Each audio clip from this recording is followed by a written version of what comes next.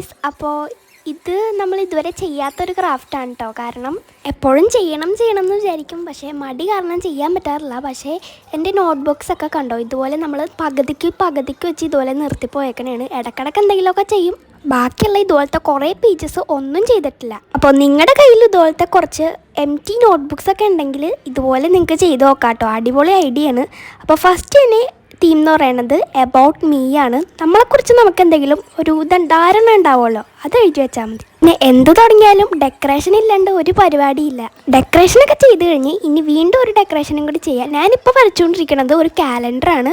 എൻ്റെ ബർത്ത്ഡേ എഴുതാൻ വേണ്ടിയിട്ടുണ്ടോ. അപ്പോൾ നമ്മുടെ എൻ്റെ ബർത്ത്ഡേ ജൂൺ 16 ആണ്. അപ്പോൾ വെറുതെ അങ്ങനെ എഴുതി വെക്കണതിനെക്കാട്ടും ഇതുപോലെയൊക്കെ വരച്ച് എഴുതി വെക്കാൻ അടിപൊളിയായിരിക്കും. പിന്നെ എഴുതാൻ പറ്റുന്നത് നമ്മുടെ ഫേവറേറ്റ് ഐറ്റംസ് ആണ്. ഫേവറേറ്റ് ഐറ്റംസ് എന്ന് പറയുമ്പോൾ സോങ്സ് ഉണ്ടാവും, പിന്നെ കളർ ഉണ്ടാവും, ഡ്രസ്സ് ഉണ്ടാവും, പിന്നെ എന്തൊക്കെയാണ് ചെയ്യാനുള്ളത്. ഇപ്പം ഞാൻ എഴുതിയിരിക്കുന്ന ഡിസ്ലൈക്സും ഐ ലൈക്ക് ടു ഡൂ ആണ്. ഇപ്പോൾ ഫുഡിനെ കുറിച്ചാണെങ്കിൽ അങ്ങനെ നിങ്ങൾക്ക് എഴുതാട്ടോ. പിന്നെ എൻ്റെ ഡിസൈൻ തന്നെ എഴുതണമെന്നില്ല, ഈ കാണുന്ന ഡിസൈൻസും നിങ്ങൾക്ക് യൂസ് ചെയ്യാവുന്നതാണ്. പിന്നെ നമ്മൾ എഴുതാൻ പോണത് കൺട്രീസ് ടു വിസിറ്റ് അല്ലെങ്കിൽ പ്ലേസസ് ടു വിസിറ്റ് എന്നും എഴുതാം.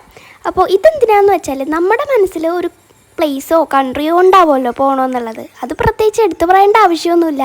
ലൈഫിൽ ഒരിക്കലെങ്കിലും അവിടെ പോകണമെന്ന് പറഞ്ഞിട്ടുള്ള പ്ലേസസ് ഒക്കെ നമുക്കിതിൽ എഴുതി വെക്കാം കേട്ടോ. ഏറ്റവും കൂടുതൽ ആൾക്കാർക്ക് സൗത്ത് കൊറിയ, പാരീസ് അങ്ങനെ കുറേ സ്ഥലത്തൊക്കെ പോകണമെന്നായിരിക്കും കേട്ടോ ആഗ്രഹം. എനിക്കും അവിടെ തന്നെ പോകണമെന്നാണ് ആഗ്രഹം, നടക്കുമെന്നറിയില്ല. എന്തായാലും അങ്ങനത്തെ പ്ലേസസ് ഒക്കെ നമ്മളൊന്ന് നോട്ട് ചെയ്ത് വെക്കാം. എന്നിട്ടൊരു ബക്കറ്റ് ലിസ്റ്റൊക്കെ ആയിട്ട് നമുക്ക് ഇതുപോലെ എഴുതി വെക്കാം. പിന്നെ നിങ്ങൾക്ക് അത് ഇഷ്ടമുള്ള രീതിയിൽ ഡിസൈൻ ചെയ്യാം. പിന്നെ ഈ കാണുന്ന ഇതൊക്കെ നിങ്ങൾക്ക് ചെയ്യാം. ഞാൻ ചെയ്യണ പോലെ തന്നെ ചെയ്യണമെന്നൊന്നുമില്ല. നെക്സ്റ്റ് എന്ന് പറയുന്നത് നമുക്കൊരു ഫ്യൂച്ചർ മീ പേജ് എഴുതാം. ഫ്യൂച്ചർ മീ പേജ് എന്ന് പറയുമ്പോൾ നമ്മുടെ മനസ്സിലൊരു ഐഡിയ ഉണ്ടാവുമല്ലോ, അതായത് നമ്മൾ ഭാവിയിൽ ഇങ്ങനെ ആയിരിക്കണം അങ്ങനെ ആയിരിക്കണം എന്നൊക്കെ, അതൊക്കെ എഴുതി വെക്കാനുള്ളൊരു പേജാണ് കേട്ടോ ഇത്.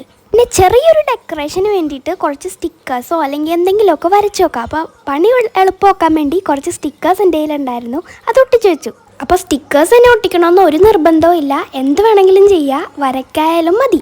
പിന്നെ ഫസ്റ്റ് തന്നെ ഞാൻ പേഴ്സണാലിറ്റീസാണ് എഴുതിയിരുന്നത്. ഇപ്പോൾ നമ്മൾ കോൺഫിഡൻ്റ് ആയിരിക്കണം, എഡ്യൂക്കേറ്റഡ് ആയിരിക്കണം, അങ്ങനെയുള്ള കുറേ തോട്ട്സ്, അങ്ങനെ കുറേ സാധനങ്ങളൊക്കെ എഴുതാം. പിന്നെ നിങ്ങളുടെ കുറേ ഇതൊക്കെ ഉണ്ടല്ലോ, അതുപോലെ എഴുതിയാലും മതി. പലർക്കും പല രീതിയിൽ എഴുതാം. ഇപ്പോൾ ഡിസ്ക്രിപ്ഷൻ എഴുതാം, പേഴ്സണാലിറ്റീസ് എഴുതാം, എല്ലാം എഴുതാം കേട്ടോ. അപ്പോൾ തീർന്നിട്ടില്ല, ഇനിയും കുറേ ബാക്കിയുണ്ട്. പക്ഷേ നമ്മൾ ഇത് പാർട്ട് 2 ആയിട്ട് ഇടുന്നതായിരിക്കും. അപ്പോൾ ഈ വീഡിയോ ഇഷ്ടപ്പെട്ടാൽ ലൈക്ക് ചെയ്യാൻ, അടുത്ത വീഡിയോ ഉടനെ വരുന്നതായിരിക്കും. ബൈ.